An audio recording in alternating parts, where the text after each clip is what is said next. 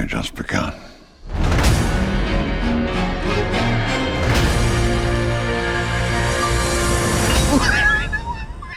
We have to talk about Watchmen. Oh, have you finished it? Mary, It's perfect, right?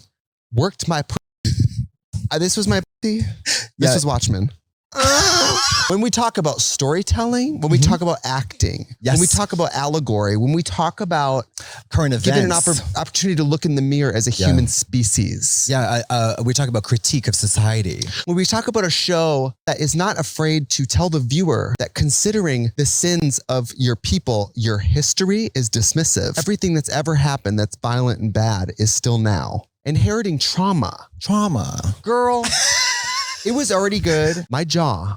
When Dr. Manhattan entered the chat, the scene where Regina King pulls out his little thing and she starts glowing blue and you realize he was Dr. Manhattan this whole time. I know, when she says, "I'm sorry, John," and hacks that thing right out of his forehead, you're like, what in the world is going on here? Girl, Jean Smart with the giant blue dildo. Or, bitch. I know, in the balls too. Glowing blue. Yeah. Big also bald representation. Hello. And gorgeous. Sexy. Let's discuss bowl cuts. MIT. When I was 15, I graduated from MIT. 4 years later, I bought it. I ate so much wheat and finished the Watchmen series like this.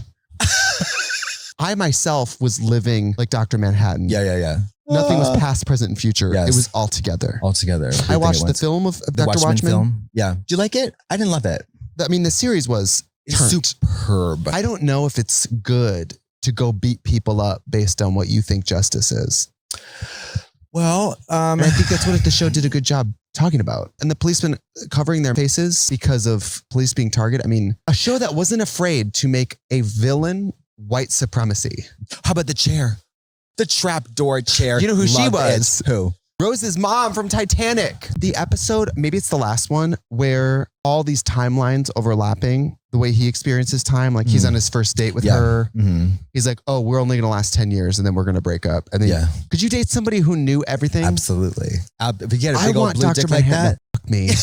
I think everybody does. I want a man who absolutely knows the tea. David, if you're watching this, you need to put yourself in a radioactive whatever and blow yourself up. Do yourself a favor, catch some radioactive vibes and go to Mars or what and have come you. over and lay me out with that big blue glowing dick. Blue dong. How about when he strolled up in a little Adrian's little Antarctic lair with no panties on and I said, oop, let me just rewind that. Oop, let me just rewind that again. The original Hooded Justice painting himself white because the only way somebody could accept masked vigilantism is if they thought it was a white person. What about I love Lady True. It made sense that she wrapped up like an egomaniac. She was like her dad, right? Anybody that's smart is going to be like self-serving and they're going to believe that their way is the best way. Yeah. On one hand, I wanted more people to have powers. On the other hand, it was a little like Batman where I'm like, oh, these people who just are exceptionally smart or exceptionally strong. It's kind of more exciting when these superheroes are just human beings. And also when you have one who's like, bow. Girl, you know that they all go to bed mad that they're not Dr. Manhattan. Oh, yeah. Girl, the idea that Dr. Manhattan just went to Vietnam and just fried a bunch of people. The alternative timeline was so fascinating. Robert Redford as the president. Mary Nixon in his 5th term. I really like that kind of setup because it like grounds the place in something real, but also something fantastic. I love to discover a show long after everyone cared about it. You know that Miss Regina walked away from that gig like... Well, I shit on y'all. Good luck ever making anything ever again. I wish I would have seen the movie first. Why? Because the movie is all of those characters younger. Oh, right. Oh, what's her name? That hot bitch as Silk Spectre. Yes. I was like, why is Ozymandias in this like prison situation? Because he's the one who dropped the squid. Adrian Veidt. Didn't know that. Yeah. Oh, you didn't. But they explained that. Kind of, but I would have loved to see the film. I'm Dr. Manhattan. All time zones are happening at the same time. You're Dr. Munghattan. Oh my God. What? It's like in the TV show Watchmen, which obviously had a huge impact on my life. Right. Where Dr. Manhattan goes, well, our relationship ends in tragedy. And she's like, well, why does it end in tragedy? And he goes, don't they all? Don't they all? Somebody dies. Programs have an opportunity to imprint on me too fiercely. Oh. Watchmen. Yeah.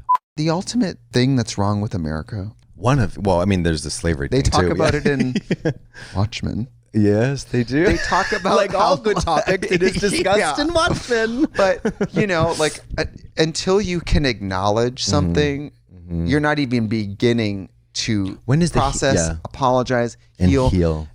Believe it or not, I'm on the Watchmen Reddit. Of course, And- but that's natural though. No, but it's Is there me. a gooning incessantly about Watchmen Reddit? But the thing about Watchmen is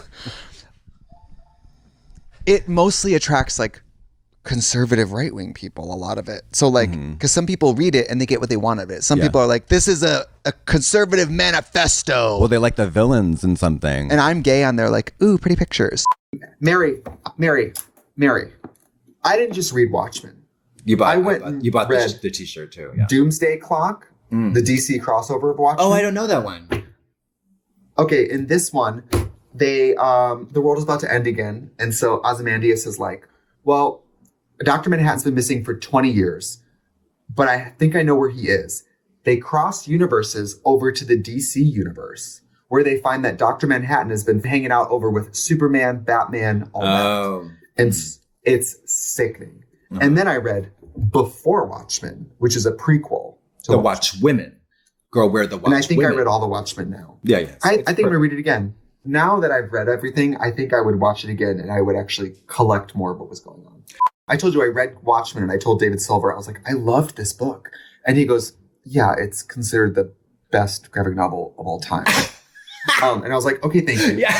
Fun fact, I think Time Magazine did a list of 100 of the most influential novels, and Watchmen was the only graphic novel in there. I mean, should we talk about Watchmen? I finished it for the second time. I cried. You cried. I think crying during a reading is one of the most, just one of the most beautiful things ever. No, seriously. It's just so amazing. gorgeous. Yeah. The chapter where Dr. Manhattan's like, nothing ever ends. We can't get into that. Okay. Now I'm reading The League of Extraordinary Gentlemen, The Tempest, the fourth and final installation of Alan Moore's seminary work. Listen, I had to step away from Watchmen. I think I consumed everything there is to consume on the internet about Watchmen. Very brave of you. Because you know when I like something, I don't just like it. You like it until it I go hurts. deep. I stay up late.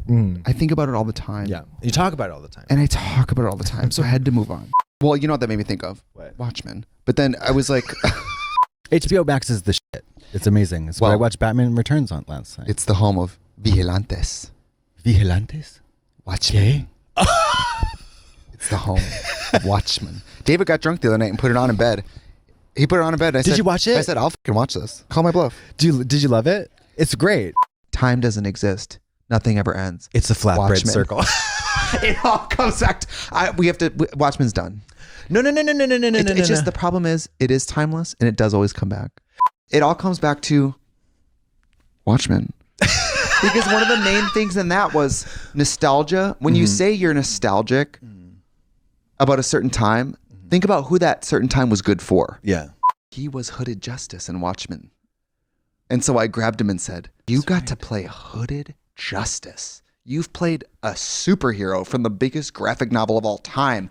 And now, the 2023 People's Voice Award winner for General Fashion, Beauty, and Lifestyle videos is... Trixie Mattel transforms into Dr. Manhattan. I won an award for my Dr. Manhattan video. Not for your drag. Not for the your time drag. I painted myself blue.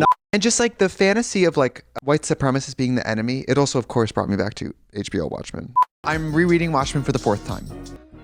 The problem is I do have some obsessive tendencies and they do pop out sometimes. This is one of them. Listen, I don't mean to bring up Watchmen, but I'll bring up Watchmen. You always bring up Watchmen. Okay, yes, I do. In Watchmen, Dr. Manhattan is like, we're going to be together for 10 years, but it's going to end in tragedy. And Regina King is like, well, why would I want to be with you if you're saying it's going to end in tragedy? And he's like, don't all relationships end in tragedy? Poet. They do. Yeah. What is it like to be the makeup artist? Depending on the weather in the room, whatever, penises change presentations, shapes, sizes. How do you paint genitals blue and then on camera have them continue to look consistently the same, you know? I think it's a prosthetic. You think it's not a real penis? There's no real penises on TV anymore. But it's HBO. Well, right. But I think that was before like the euphoria of it all. HBO is like Rotten.com at this point.